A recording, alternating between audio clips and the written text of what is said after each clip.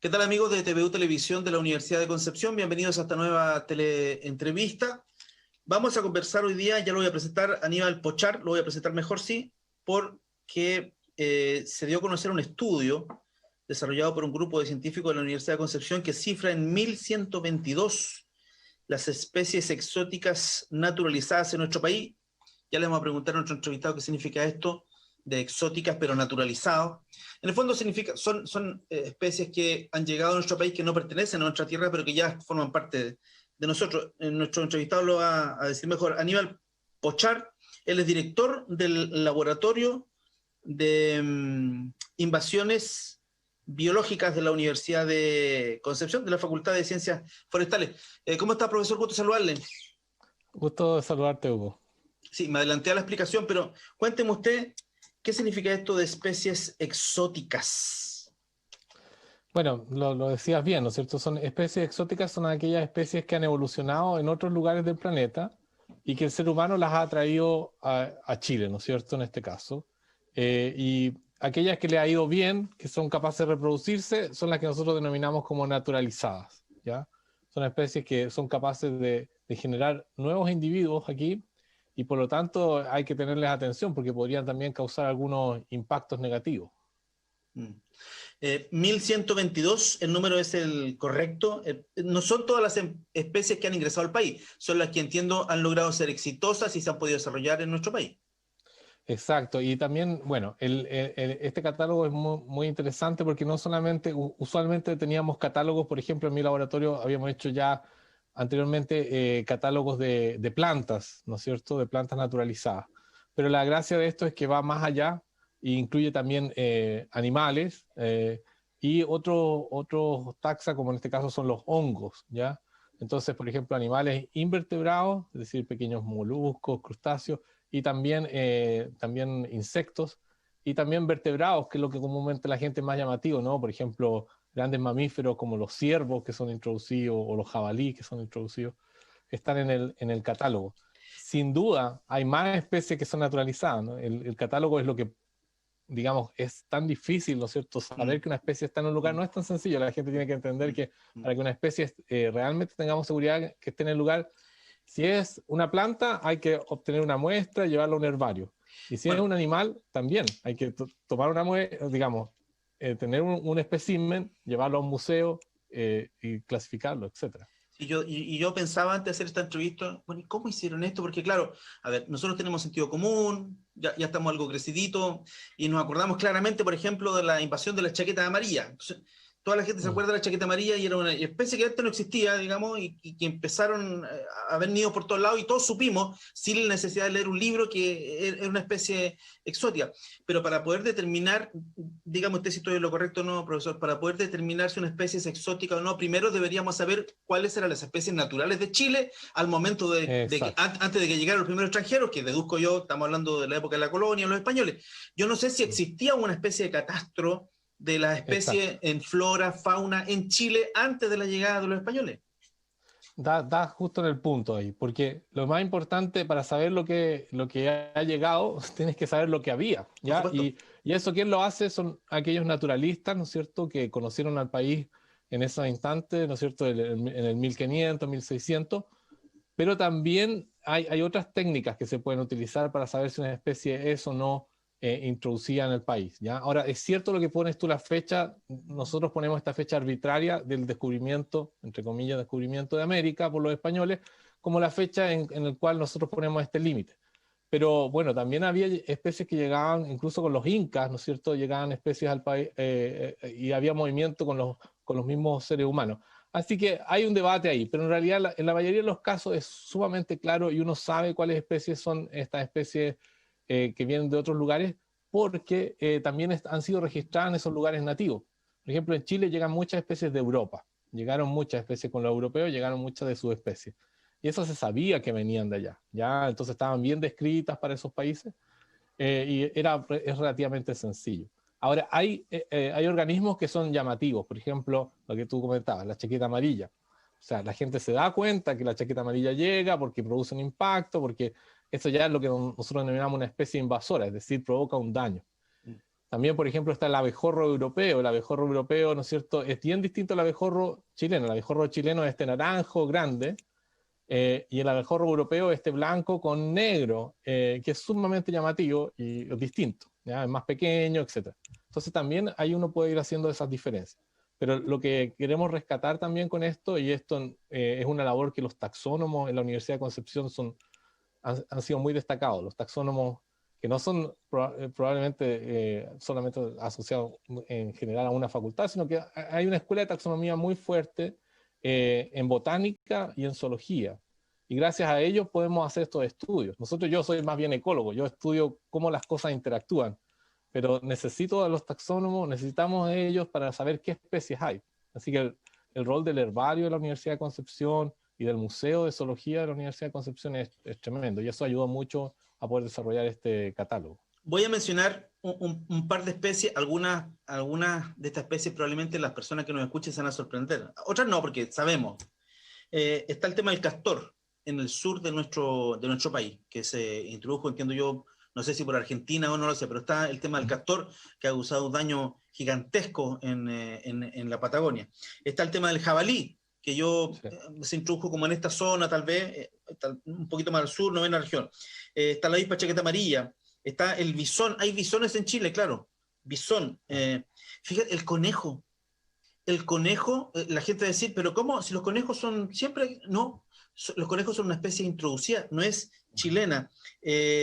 Bueno, la zarzamora, la mora o la murra, como le dicen en algunos otros sectores, se introdujo también hace muchos años atrás, bueno, con la llegada de los españoles, básicamente por lo que sé yo, lo que he logrado leer, digamos, para hacer cercos vivos, cercos naturales, digamos, y separar un predio de otro predio. Los aromos, y yo le sumo el salmón,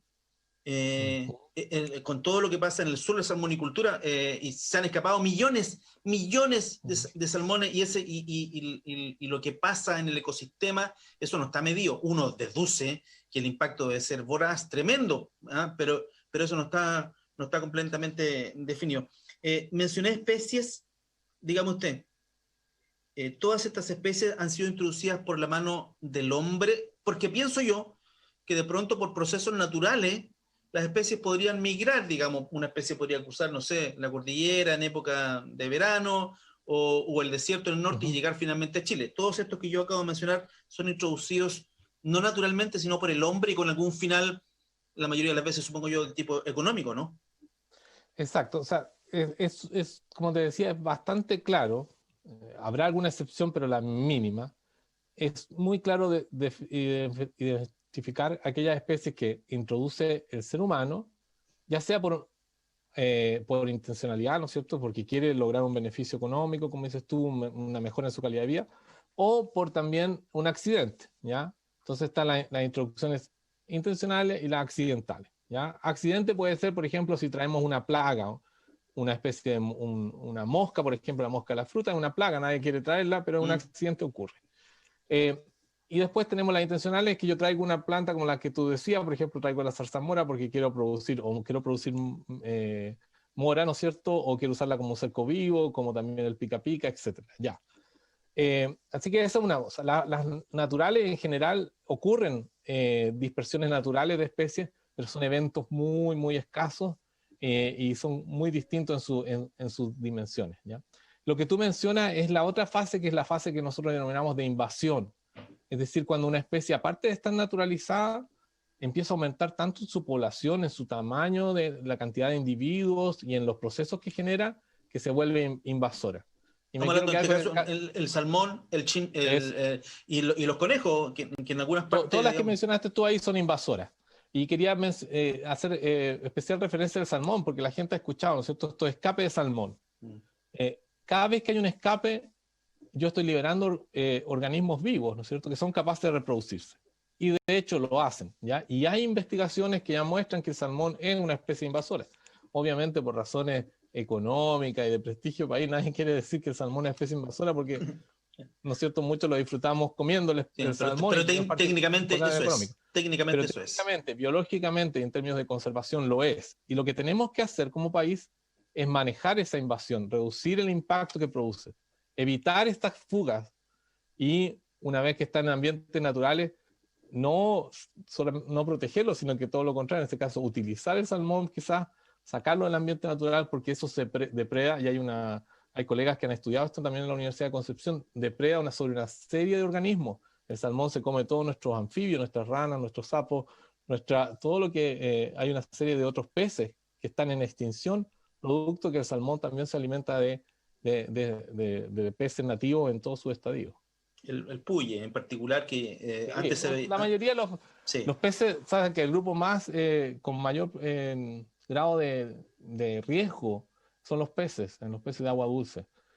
La mayoría de sus especies están en peligro de extinción. Y eso es, en parte, un problema de hábitat también, pero también en parte por la introducción, no solo del salmón, también la trucha, ¿no? Así que quizás los que nos están escuchando les gusta la pesca deportiva, dirán, ¿qué está diciendo? Pero bueno, tengo que ser franco aquí y decirles lo que desde el punto de vista, ¿no es cierto?, desde la ecología estamos descubriendo. De hecho, se producen algunos contrasentidos. Está el tema de la pesca con devolución. Yo hago fly fishing en particular, y está el tema de la pesca con devolución, y hay algunos lugares donde uno va y te autorizan a pescar, te cobran, pero tienes que pescar una trucha salmonida o un salmón o lo que sea, y tienes la obligación de devolverlo, cuando en realidad entendemos que bajo la lógica deberíamos sacarlo y tratar de eliminarlo de nuestro ecosistema. Bueno, le quiero preguntar a lo mejor una obviedad, pero quiero que haga referencia a este tema. ¿Por qué se dice que la llegada de estas especies exóticas es una de las principales causas de la pérdida de la biodiversidad? Mire, si se supone que la biodiversidad, mientras más animalitos hayan, mientras más flora, fauna haya, mejor, más biodiversidad. Pero sin embargo, aquí tenemos animales o especies, fauna, flora, digamos, que se imponen por sobre otros y eliminan en el camino a otros. Por allá va un poco la cosa de la pérdida de la biodiversidad. Exacto, sí, no, tienes razón, y es bueno como muchas veces discutir esto, no hay que tomarlo como, no, esto es así, no, hay que discutirlo y conversar. ¿Cuál sería entonces el problema de traer estas especies acá? Si son, como dicen, bueno, aumenta, tengo más especies, ahora tenía 10 y ahora tengo 15. Bueno, lo que pasa es que esas 5 que traje puede que me hagan desaparecer a las otras 5 nativas, ¿ya? Y finalmente, incluso más. Entonces, finalmente lo que voy a tener es un set de especies a nivel global que son siempre las mismas, ¿ya? Hay una metáfora en este sentido, ¿sí? Unos pocos ganados, o sea, muchos perdedores y unos pocos ganadores, ¿ya? Y eso quiere decir con estas especies, ¿no es cierto?, invasoras que son muy, muy expansivas en su rango y son capaces de desplazar aquellas especies que nosotros denominamos también de un anglicismo, digamos, más ingenuas, más naif. Son nuestras especies nativas, muchas de ellas se han criado, han evolucionado, ¿no es cierto?, en ambientes muy protegidos. Y llega esta especie invasora de otro lugar, de otro continente, por ejemplo, Norteamérica, donde ha adquirido una serie de capacidades que son mucho más predadoras, ¿no es cierto?, más competidoras. Llega a Chile, y en Chile es como una isla biogeográfica, y esta otra especie le va espectacular y desplaza a todas las especies nativas. Entonces, ese es el riesgo final. Y lo que terminamos teniendo un planeta homogenizado. Siempre hago este paralelo, ¿no es cierto? Es como meter todo en una juguera y solamente te queda de un solo color, ¿no es cierto?, toda la biota del planeta, toda la biodiversidad del planeta. Y eso es lo que estamos haciendo como seres humanos. También uno puede hacer una metáfora con el McDonald's, con la McDonaldización de la biodiversidad, es decir, esta cosa es la comida rápida, pensando en la biodiversidad. Todos lados vamos a comer la misma comida, aquí es lo mismo, las especies que tenemos en el planeta podrían llegar a ser siempre las mismas. Y perdemos todas aquellas de esas especies, ¿no es cierto? Tú mencionabas al puye, ¿no es cierto? Esta especie de pez que es única de nuestras aguas, ¿no es cierto?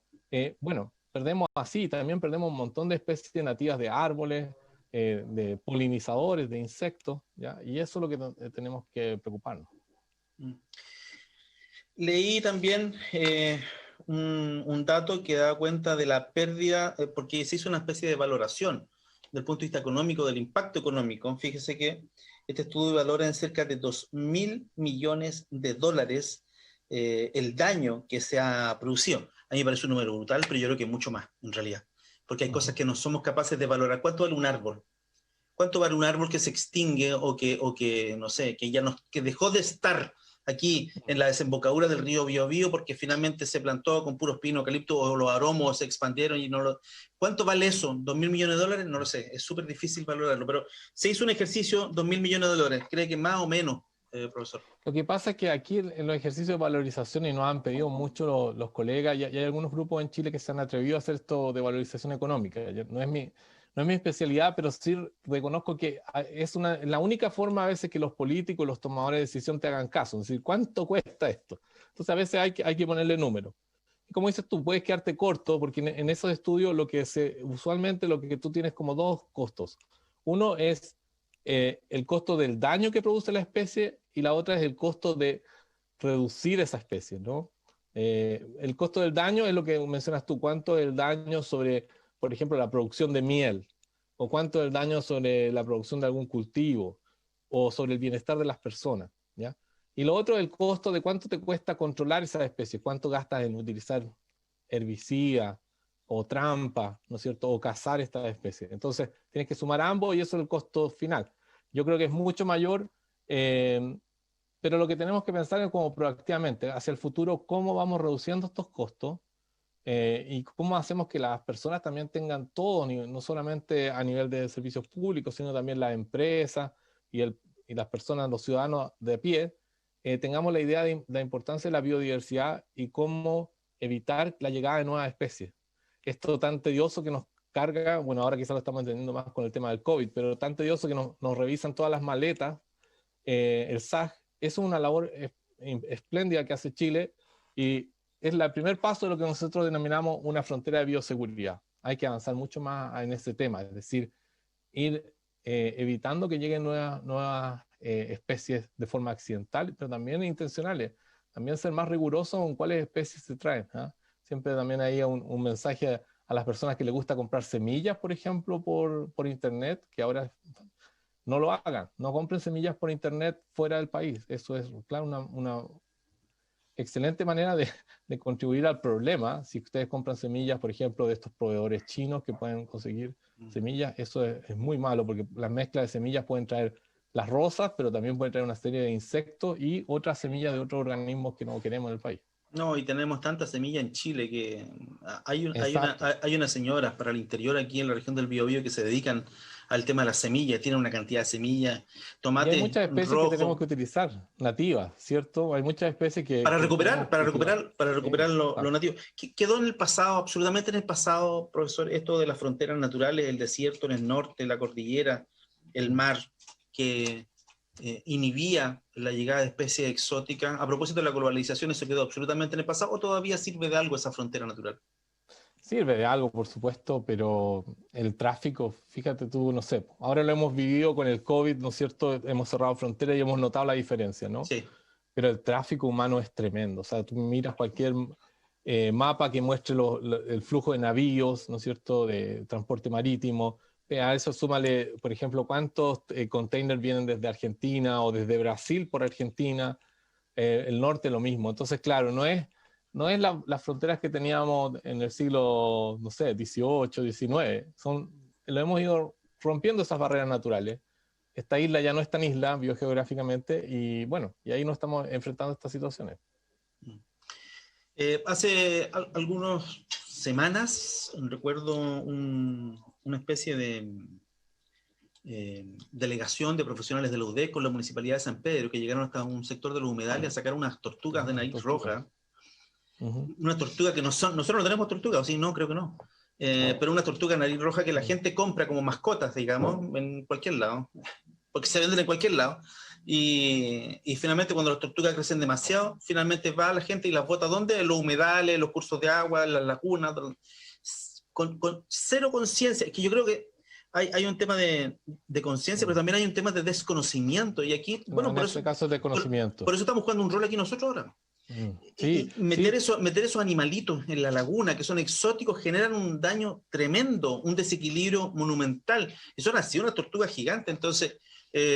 ahí nos falta Afortunadamente mucho. parece que no se están reproduciendo todavía, pero esto ha pasado en todos lados del mundo, no solamente en Chile, que la gente tiene acuarios, ¿no es cierto? O terrarios, tiene estos mascotas, o incluso mascotas de otro tipo, ¿no? Y dice ya, oh, la compré, era bonita cuando chiquitita y ahora creció y voy y no la Bueno, voy a matar, ¿no es cierto? No la voy a sacrificar. una pitón, pueden tener una Sí, pitón y la pueden soltar en cualquier lado. exacto. Bueno, en Florida, en Estados Unidos, es un tema esto de las serpientes, ¿no es cierto? Que son mascotas y, y como el clima les permite estar a estas, se hacen de vida libre, se naturalizan, invaden. Pero aquí tenemos este problema con las tortugas que es súper ejemplificador, porque la persona, claro, obviamente no quiere eliminar a ese individuo, sino que piensa que es más, ¿no es cierto?, solidario, qué sé yo, de menor impacto y lanzarlo. Pero, ¿qué es lo que tenemos que recomendarles? Que vayan a su veterinario, ¿no es cierto? Y que con el veterinario averigüen cuál es el método más adecuado para desprenderse de este animal. Y ahí hay que tomar decisiones, pero bueno, nunca liberar organismos. Y eso también puede ser con las plantas, ¿ya? Pueden ser plantas acuáticas. Ir a tirar un terrario, como digo, un acuario a la laguna es lo peor que estamos haciendo. Así que bastante precaución con eso. Y lo otro, desincentivar también, si se puede hacer a este mal conocido boom de las mascotas exóticas. Esto también es algo muy, muy negativo. O sea, esto de no voy a tener ya un perrito ni un gatito, sino que ya voy a tener no sé qué especie que traen especial de no sé dónde, de algún bosque tropical. Eso Bueno, es muy bueno, malo por dos cosas.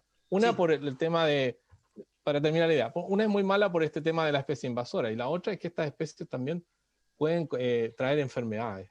Entonces, yo creo que tenemos que parar un poco esta ambición, ¿no? del mercado de las mascotas. Hay que tener mascotas responsablemente, como se ha insistido tanto. Bueno, está el tema de los lagartos. Y a mencionar el tema de los lagartos.